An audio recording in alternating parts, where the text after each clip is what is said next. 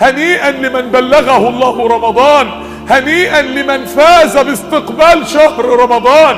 من شهور واحنا بندعي اللهم بلغنا رمضان، وقد بلغنا الله رمضان، فماذا انت فاعل؟ ناوي على ايه؟ الرسول عليه الصلاة والسلام يقول لاصحابه: قد حضركم رمضان، قد حضركم رمضان جه فيه ليلة خير من 1000 شهر، من حرم خيرها فقد حرم الخير كله ولا يحرم خيرها الا محروم. انما عشان بيقولوا اللي هيتحرم من ليلة القدر ده ما خدش حاجة، ده ضاع عليه الغنيمة العظمى في الحياة.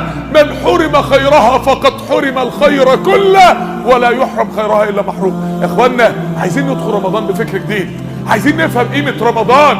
اللي مش هيتغفر له ذنوبه في رمضان هيتغفر له ذنوبه امتى؟ وانت داخل رمضان 3 يافط كبيرة. اليافطة الاولى مكتوب عليها: من قام رمضان ايمانا واحتسابا غفر له ما تقدم من ذنبه. الله اكبر.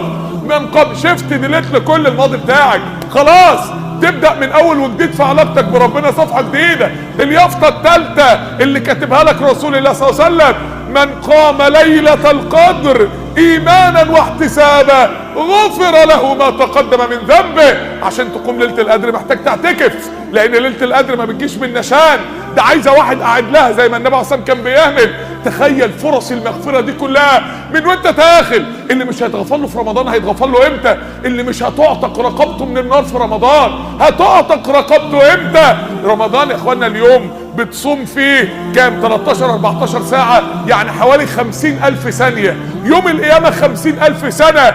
انت بتعطش لربنا 50,000 ثانية، ربنا يقيك عطش 50,000 سنة، كما قال النبي صلى الله عليه وسلم: ولله في كل يوم وليلة عتقاء من النار. يعني العتق من النار في رمضان مش في الليالي بس، في الايام وفي الليالي.